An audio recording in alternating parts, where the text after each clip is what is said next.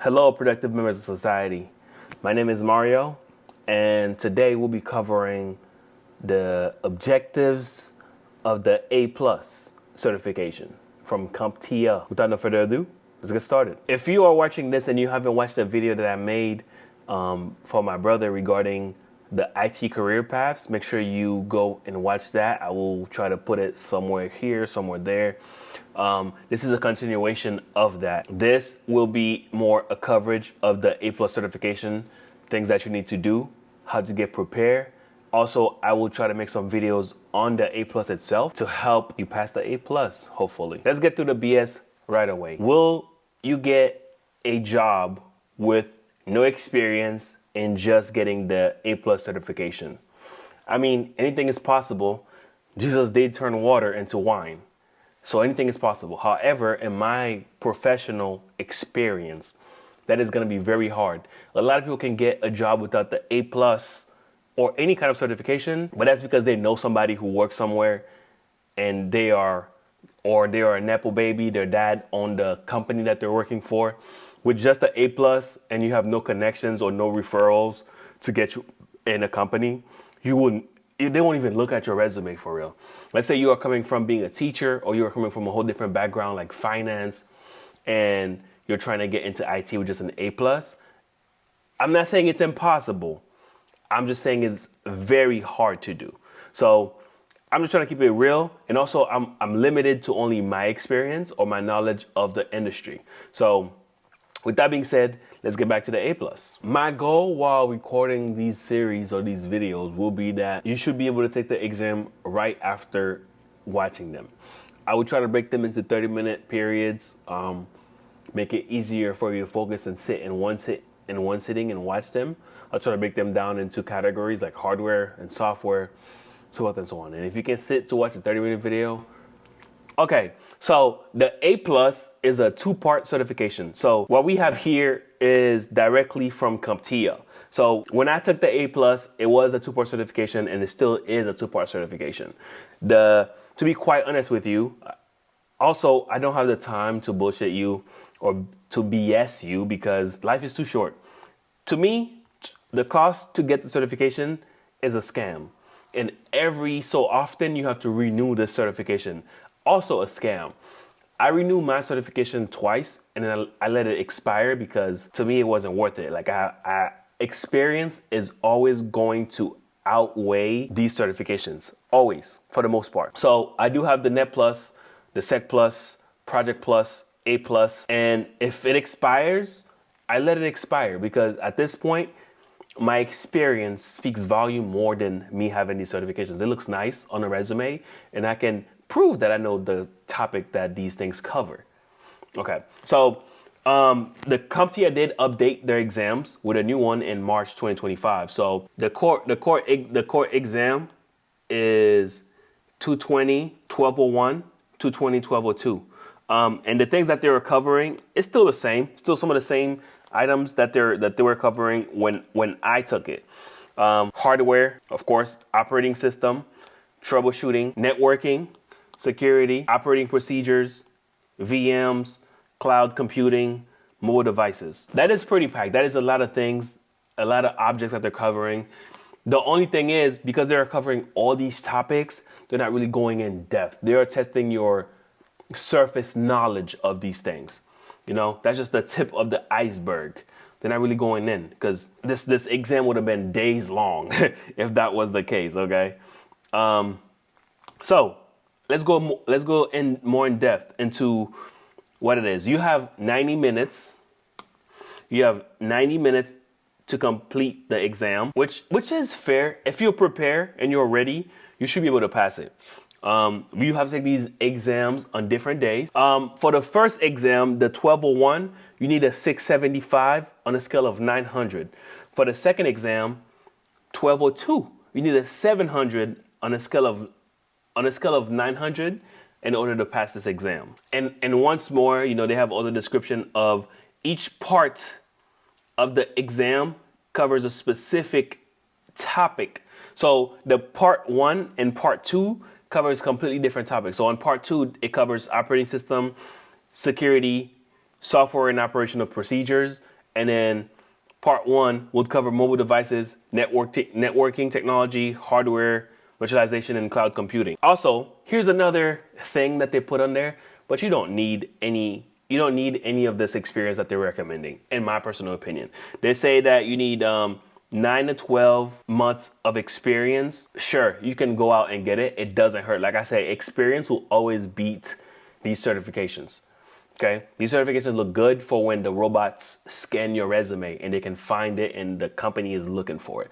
But when you can speak volume, or you can speak to what you know, it will always be worth more than somebody who just took an exam, regurgitated the information that they took from a test bank. Because that's a thing as well. There are a lot of new people rushing into the field, right? And they all have these certifications, but when you speak to them out in the wild, you know that they probably took a test bank and they just did the test over and over and over until they memorized the test and then passed the exams and attained the certification. But their knowledge, the application of said knowledge, is not there. So it is very important when you're taking this that you understand what you are reading, that people are not making fun of you when you get an actual job, that you don't suffer from imposter syndrome. Like, wow, I don't belong here. I just take this exam and it's just so I could get a job in IT, and now I don't even know, what CMD is, what a command prompt is, or I don't even know what an IP address is. These are real stories. Once again, entry-level exam. You have 2 exams, 90-minute each. My recommendation is to renew the certification at least in the first year or second year that it needs to be renewed, the second time that it needs to be renewed. And once you get into the actual field and working and gaining experience, I would not bother renewing the CompTIA A+, Net Plus, or Sec Plus. My personal opinion. But if you have other certifications that are higher level or more in depth, I would renew those because those are worth more. But for these service level certifications, no, it's just a money grab, in my personal opinion. That means I would never get sponsored by CompTIA, but hey, if you take the A+, you pass, and you take the Net Plus, you pass, it extends the life of the A+ certification. So you don't have to pay to retake the test. Also, you can do the 20 CEUs needed for renewal, which is the continual learning part of IT. You need to continue educating yourself and continue to grow. So once you prove that to CompTIA that you are continuing your education with them, mind you, they will accept that as a CEU, and you will not need to do some more CEUs to prove that you are up to date with the knowledge. Let's dive a little deeper into the first part of the exam and what it covers. Again, you can find this on CompTIA's website, which is also crazy that they ask you for an email, just like your email and your personal information, just so they can send you this. Think what you want. I just think this information should have been freely available on their website without you having to give up your personal information to attain it. Whatever. Like, the first thing is here, like the recommended experience, they are asking you for 12 months hands-on experience in IT support. Like, no. you are trying to get the certification because you want to get into a job or a role, not because you already have it. So you don't need this information there is null or invalid. Passing score 675, it's attainable, it's easy to do. Mobile devices, 13% of the exam.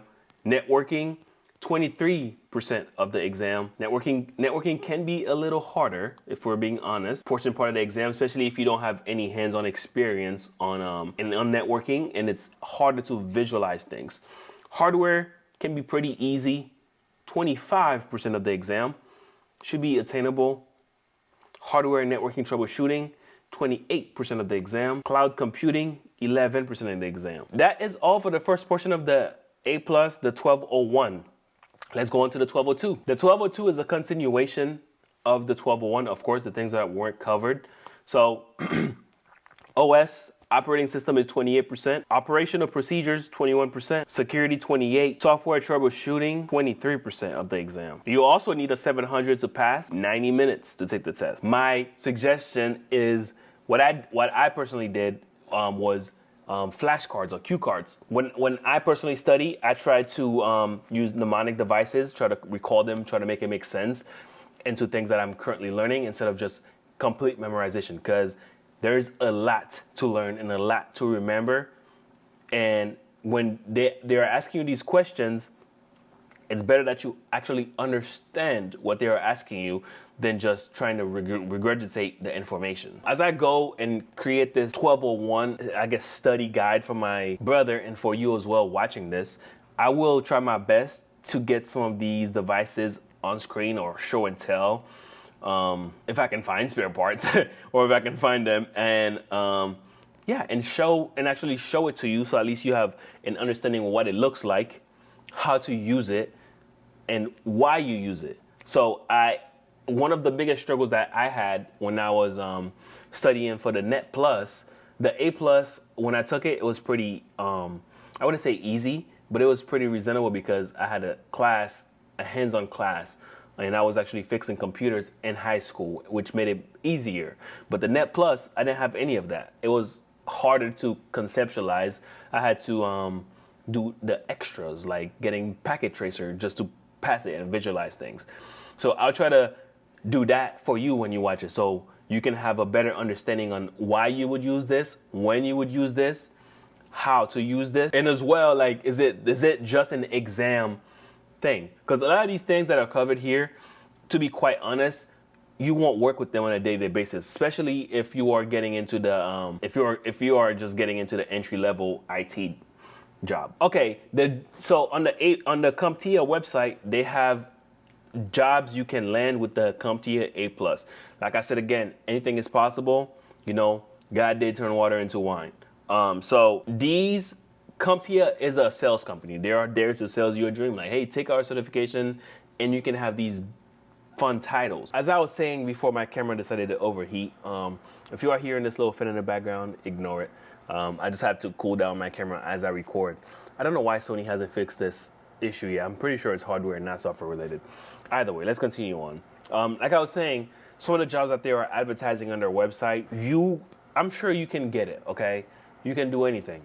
Anything is possible, but the statistics are not in your favor. So they say you can get a business analyst job if you don't have experience anywhere else in technology or any prior experience, or like you're fresh out of high school or you're fresh out of college.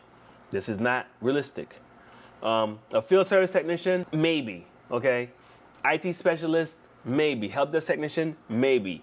IT support manager, heck no. That would not happen, like straight up. You can build into it.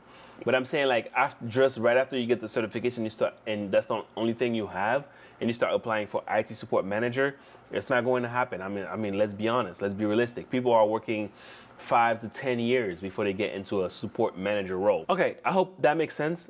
Stay tuned for all the things that we are going to cover. If you have any questions, make sure you drop them down below. If you want anything to be covered, make sure to drop them down below. If you are studying for it and you need resources, I can try to direct you to resources that I know. Some of the things, if I don't know, I'm going to Google them. You can also try to Google them. So I can only tell you as much as my knowledge allows me to share. And if I want to, and if I feel like it, I can Google it and interpret the information better for you. Either way, stay productive. Make sure you subscribe and wait for the next video, wait for the series. I'm gonna catch you later, bro.